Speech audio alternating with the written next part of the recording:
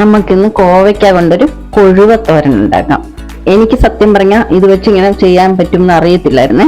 എന്റെ ചേച്ചി എനിക്ക് പറഞ്ഞു തന്ന ഒരു രണ്ട് ദിവസം മുമ്പ് ഒന്ന് വെച്ച് നോക്കുന്ന. അപ്പൊ ഞാൻ വിചാരിച്ചു എന്നാ ഒന്ന് വെച്ച് നോക്കിയിട്ട് ഒരു വീഡിയോയും കൂടെ ഇട്ടേക്കാന്ന് വിചാരിച്ചു. അറിയാത്തവർ കാണുമല്ലോ എന്നെ പോലെ. അപ്പം നമുക്കത് ചെയ്യാം. അതിന് ഞാൻ കുറച്ച് കോവയ്ക്ക ഇവിടെ എടുത്ത് വെച്ചിട്ടുണ്ട്. കണ്ടോ, കോവയ്ക്ക കണ്ടോ എടുത്ത് വെച്ചിട്ടുണ്ട്. നമുക്കിത് അരിഞ്ഞെടുക്കാം. നമുക്കുണ്ടല്ലോ ഈ കോവയ്ക്കയുടെ രണ്ട് ഭാഗം, നെഞ്ഞെട്ട് ഭാഗവും വാല് ഭാഗവും മുറിച്ച് കളഞ്ഞിട്ട് നീളത്തിലരിയാം. ഇങ്ങനെ രണ്ടായിട്ട് മുറിച്ചിട്ട് നീളത്തിലരിയാം. പച്ച കോവയ്ക്കയാണ് നല്ലത് കേട്ടോ. ഇച്ചിരി പഴുത്തതൊക്കെ ചിലപ്പോൾ ഒരു മധുരം വരും. നമുക്കിത് വലിയ വണ്ണമില്ലല്ലോ ഇതിന്. അപ്പൊ നമുക്കിത് ഇങ്ങനെ അരിഞ്ഞിടാം. ഇങ്ങനെ വീഡിയോ കാണിക്കാൻ വേണ്ടി ഇങ്ങനെ അരിഞ്ഞാൽ ഞാൻ പതുക്കെ അരിയണം. ഈ പിച്ചാത്തേക്ക് മൂർച്ചയുള്ളതുകൊണ്ട് എനിക്ക് പേടിയാ.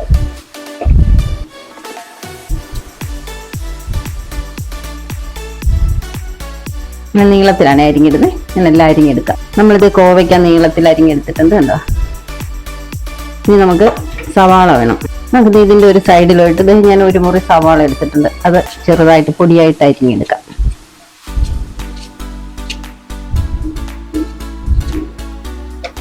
കണ്ട ഇങ്ങനെ പൊടിയായിട്ട് അരിഞ്ഞിടണേ. അത് അരിഞ്ഞിടാം. ഇനി നമുക്കിത് ഒരു കഷ്ണം ഇഞ്ചി വേണേ. അതും കൂടി ഇതിലോട്ട് തന്നെ അരിഞ്ഞിടാം ചെറുതായിട്ട്.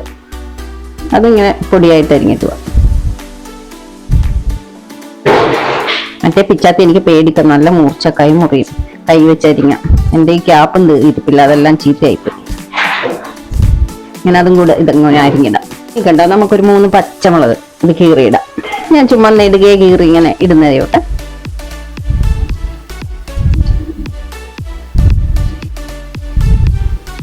ഇത്രയും നമുക്ക് വേണം. ഇനി നമുക്ക് ഈ ചട്ടിയിലോട്ട് ആവശ്യത്തിന് തേങ്ങ ഇട്ട് കൊടുക്കാം. തിരുമ്മിയ തേങ്ങ.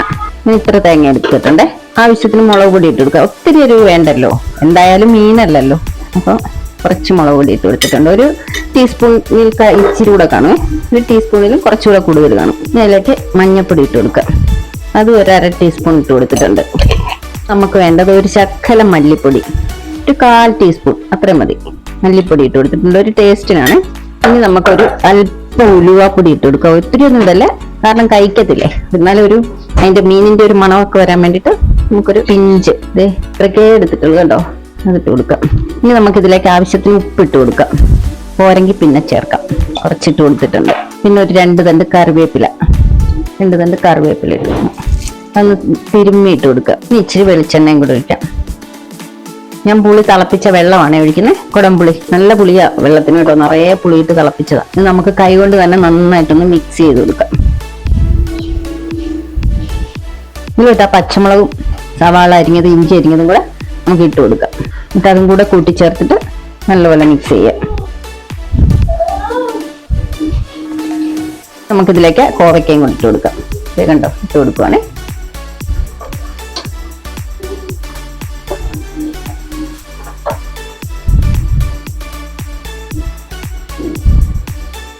എല്ലാം കൂടെ നല്ലപോലെ തിരുമ്മിയെടുക്കാം. ഇങ്ങനെ കൈ കൊണ്ട് തന്നെ ചെയ്യണേ. ഇങ്ങനെ തിരുമ്മി കഴിഞ്ഞിട്ട് നമുക്ക് ഉപ്പ് ഇച്ചിരി അരപ്പിനിങ്ങനെ കൂടുതൽ നിൽക്കണം. കോവയ്ക്കയിലൊക്കെ പിടിക്കണ്ടേ, ഉണ്ടോ എന്ന് നോക്കട്ടെ. ഞാനൊന്ന് ഒരു അല്പം കുടിച്ചു കൊടുക്കാം. എനിക്ക് പേടിയാ ഉപ്പിടാൻ, എപ്പോഴും ഇട്ടാലും കൂടി പോകും. അതുകൊണ്ട് കുറച്ചേ ഞാൻ ഇടത്തുള്ളൂ. ഇനി നമുക്കിതിലേക്ക് വെള്ളം ഒഴിച്ചു കൊടുക്കാം. കോവയ്ക്ക വേകാൻ ആവശ്യമുള്ള വെള്ളം. എന്നിട്ട് കൈ കൊണ്ട് തന്നെ ഇളക്കി കൊടുക്കണം. അല്പം കൂടെ വെള്ളം ഒഴിച്ചു കൊടുക്കാം. അതെ, ഞാൻ ഇതൊന്ന് അടുപ്പ് വെച്ച് കൊടുത്തിട്ടുണ്ടേ. ഇനി ഒരു അടുപ്പെടുത്ത് നമുക്ക് അടച്ചു വെക്കാം. ഇനി അത് വേകട്ടെ. അതായത് നമുക്കൊന്ന് നോക്കാം. അല്ല, നല്ല മീനിന്റെ മണം വരുന്നുണ്ട് കേട്ടോ. ഒന്നും ആയില്ല, തിളച്ചിട്ടേ ഉള്ളൂ. നമുക്ക് സിമ്മിലിട്ട് കൊടുത്തുകൊണ്ട് വേവിക്കാം. നന്നായി വെന്ത് വരട്ടെ. നമ്മുടെ കോവയ്ക്ക മീൻ തോരൻ റെഡി ആയിട്ടുണ്ട്. മതി കേട്ടോ. നല്ല ശരിക്കും മീനിന്റെ മണം തന്നെയാണ് കേട്ടോ. നമുക്കിനി ഇതിലേക്ക് കുറച്ച് കറിവേപ്പിലയും കൊടുത്തു കൊടുക്കാം. വേണമെങ്കിൽ വെളിച്ചെണ്ണ ഒഴിക്കാം. ഇപ്പൊ തേങ്ങയിലൊക്കെ നല്ല എണ്ണമയം ഉള്ളതുകൊണ്ട് ഞാൻ ഒഴിക്കുന്നില്ല. നമുക്ക് തീ ഓഫ് ചെയ്തിട്ട് ഒന്ന് അടച്ചു വയ്ക്കാം. അന്നേരം ഈ റെസിപ്പി ഇഷ്ടപ്പെട്ടെങ്കിൽ ലൈക്ക് ചെയ്യണേ. അപ്പൊ അടുത്തൊരു വീഡിയോയുമായി അടുത്ത ദിവസം കാണാം.